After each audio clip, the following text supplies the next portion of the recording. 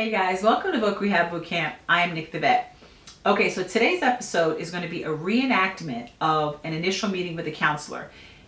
And I know I've talked about this before, and I also have video number 3, which goes over how to combat the negative, the reasons that they give you for denial. I've done that in the past, but people are still getting denied. Walking in there with their entitlement justification, understanding how to combat the denial reasons, but when they get there, I think they're getting a little nervous and they're getting intimidated by the counselor. And I realized that everybody's not going to look at these videos and just go, boom, everything makes sense now. I'm going to go in there and fight and get what I need.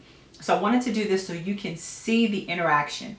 You can see how to come back. You can see that you can't give up. If they come at you 10 times and say no, you got to come back 11 times and say yes. So hopefully this will be the last one that I have to cover on this, because I really want you guys to get it and I don't know how else to do it. So I created this way of doing it in the hopes that it would really just kind of show you what to do. Okay, so here we go.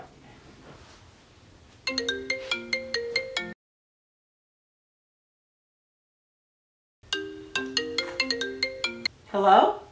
Hi. This is Random Counselor from Random Veterans Administration Services Office calling for Nick the Vet. Speaking. Hi.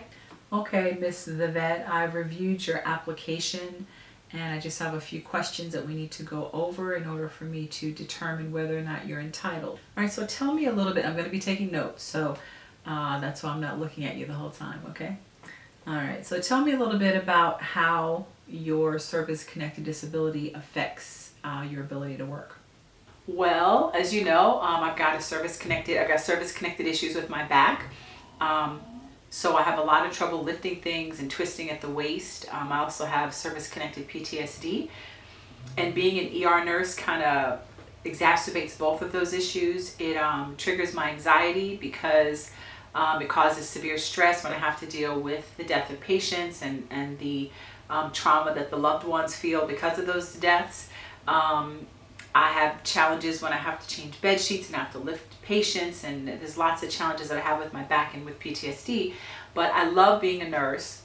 I just need to be a nurse in a different capacity. I can't really take the stress and the heaviness of the family's sadness, you know, when their loved ones, things don't go the way they hope they would go.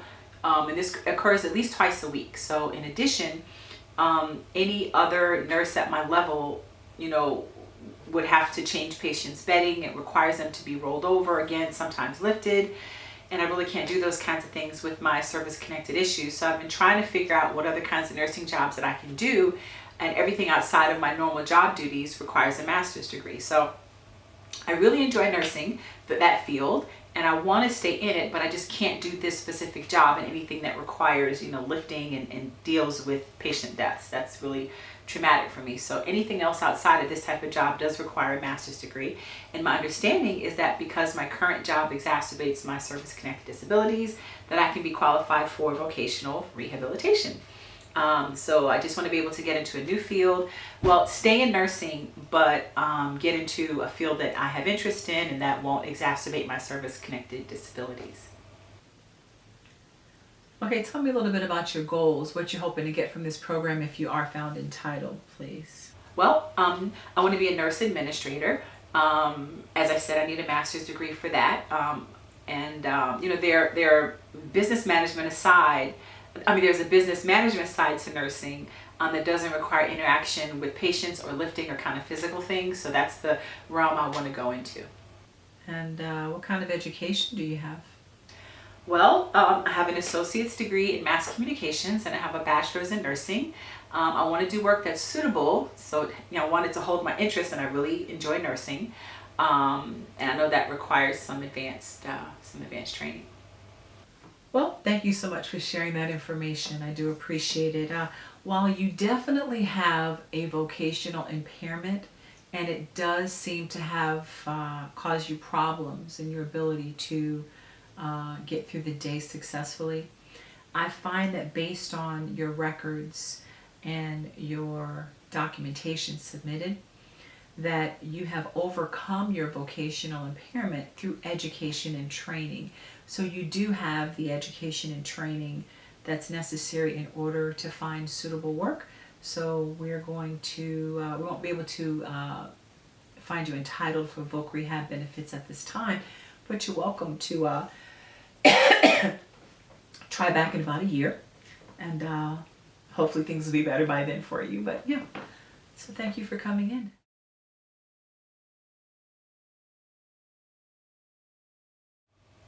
Okay, well, I've got to admit I'm a little bit confused. I don't really understand why I wouldn't be entitled, because the job I'm doing right now leaves me in pain every day. I'm having to come home every day after work and soak my body in Epsom salt and scalding water. You know, I can't really walk for the rest of the day. I can't take care of myself because just doing my job every day leaves me in so much pain.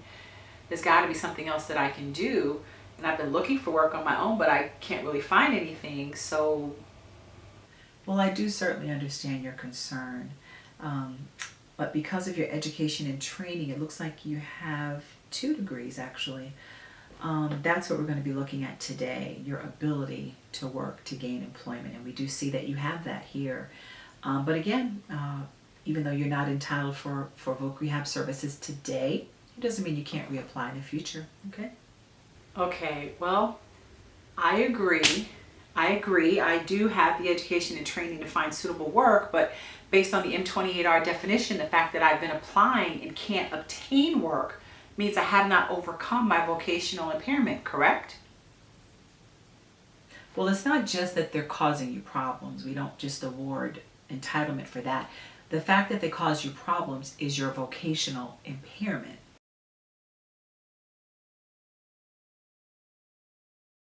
And I've acknowledged that you do have that.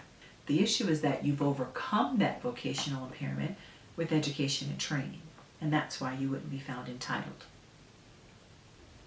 But if I've proven I have an employment handicap based on the definition of overcome, which states that if you have not found work due to no fault of your own, then you have not overcome your vocational impairment, and I've proven that, and I haven't found a job due to no fault of my own, even with my education and training, why doesn't that mean I've overcome my vocational, why doesn't that mean that I have not overcome my vocational impairment? Well, there's 3 steps you have to make it through for entitlement when you have less than 12 years since your first service-connected rating.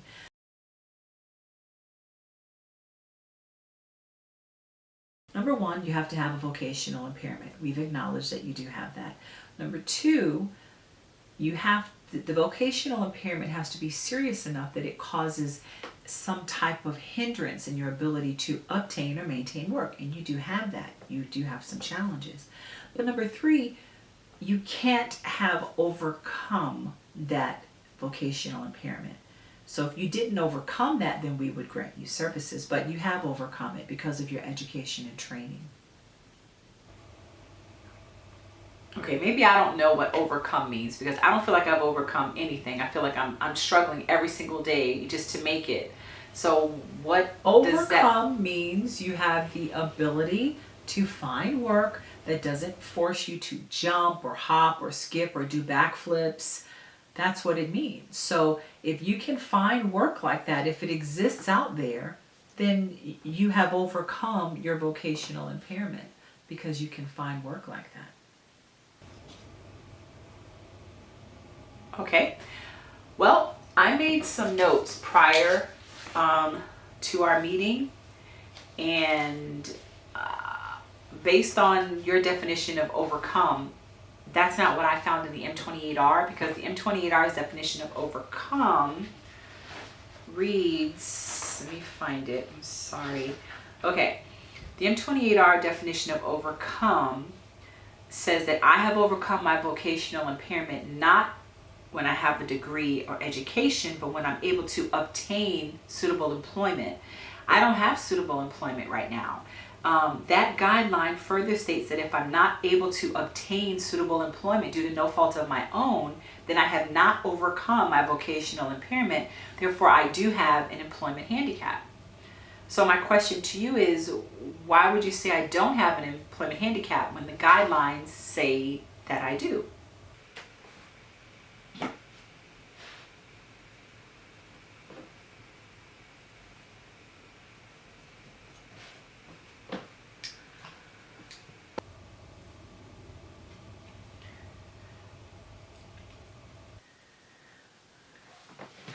Listen, Miss the Vet, I mean, I understand you're disappointed, but I don't really know how else I can explain this. We cannot find entitlement for you today because you've overcome your vocational impairment through education and training.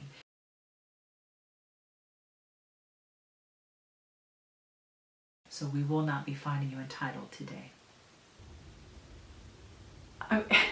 Okay, by definition, I've explained to you that I do have an employment handicap, but you keep saying that I don't and that I've overcome it. Miss the Vet, I have a master's degree in counseling and 25 years as a vocational rehabilitation counselor with the Veterans Administration. I have viewed hundreds, if not thousands, of files. I'm a professional. I've looked over your file and there is nothing in there to indicate that you have not overcome your vocational impairment. Therefore, we cannot award you entitlement today. Okay? Okay. So you're saying you've done everything possible to find a job? Is that what you're telling me? No, I'm saying that I've looked for jobs over the past 5 to 6 months. I have not been hired by any one of those jobs. I haven't even been given an offer. And by definition, that means I have not overcome my vocational impairment. Have you gone to any seminars at the Department of Labor? No. Have you taken any classes at the Small Business Administration on how to get a job? Nope.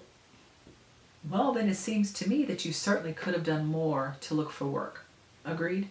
But that has nothing to do with my employment handicap, though. But it does have to do with how seriously you were seeking employment, Miss the Vet. I mean, I can agree with that statement, but I'm unclear as to how it's relevant to my entitlement. So are you stating to me that the M28R guidelines states that I'm required to attend employment seminars in order to be found entitled? No, I didn't say that. That's not what I said. I don't recall saying that. No. Since I've stated clearly that I have an employment handicap and I have not overcome my vocational impairment, and you are suggesting that's not true, I'd like to quote the M28R Part 3, Section C, Chapter 3.09, A, B, and C, and request an informal meeting with your supervisor or VREO to request that they overturn your denial based on a clear and unmistakable error as they are outlined in CFR 21.1403. The error being your refusal to acknowledge my employment handicap. In addition, I just want to insert that based on 66 FR 45630, when there is a reasonable doubt as to whether or not there is a clear and unmistakable error, the decision has to lean in the favor of the veteran, and that's me. So since none of that is happening, I have not denied you. I don't even recall using the word deny. I don't see that in my notes. I'm merely asking questions so I can make a determination. I need to be able to do my job. I can't just devote all my attention to you. I have to ask questions. All my veterans are important. They're all very important to me. Every single veteran is important. You're no more important than any other veteran. Wait, I'm a little confused. I wasn't suggesting that at all. I'm going to have to ask you to calm down, please. Please, Lord, please calm down. I'm very calm. I'm not upset at all. Well, then, okay. So, after reviewing your file and considering the additional evidence that you provided before, I said what I said because you didn't say that before, otherwise I would have approved you already. I find you entitled for VRNE services. Your master's degree in nursing is the best path for your goal of suitable employment. So you'll receive your official letter in about 10 days. Be on the lookout for that, and we'll have a meeting in about 3 weeks to go over all the details. Awesome. Thanks for your time. I appreciate it. Okay. Goodbye. Okay, guys, that's it. So hopefully that made a lot of sense. It may have seemed a little long, but I promise you, when you go in there to speak with the counselor, it's going to be even longer than that, especially if you get a counselor who's adamant that they do not want to approve you. So I'm hoping that this is enough for you guys to see how important this is. And if you feel like, hey, I don't need to do all that, Nick, just go on in there yourself. Try to knock it out. If you get approved, great. If you don't, come back, look at all those videos, download those entitlement letters, get the information that you need, and then go back equipped and get your entitlement. This stuff is real, guys. I got almost $48,000 deposited into my account. Now, 9 of that was reimbursement for me buying equipment, but still, that's a lot of money, guys. This is real stuff, okay? This is stuff that can be life-changing for some people. Just helped out a guy who was going for his master's degree at Columbia in New York, paying out of his pocket, helped him go through all the processes, got everything approved. Now he's gonna not only get a free master's degree from Columbia University, he's gonna get New York BAH, which is probably at least $2,500 a month, and he's gonna get reimbursed for all the money he already put in. So this stuff is legit, man. Don't give up. Don't get frustrated. If you feel like you can't do it or whatever, just give me an email. Let me know what you're having trouble with and I'll try to help you. I can't rip your head off and pour in the information, but I can do what I can to try to get the information to you. But you gotta take my word for it. Read it, listen to it, go do it. I'm never gonna charge you guys any money for anything. You don't have to pay anybody any money for anything unless you just want to. If you don't want to do the work, pay somebody $5,000 to do it for you. But other than that, you guys can do this. Be encouraged. Don't give up. Let me know if you have any questions. I hope it helped. Thanks for watching. I am Nick the Vet.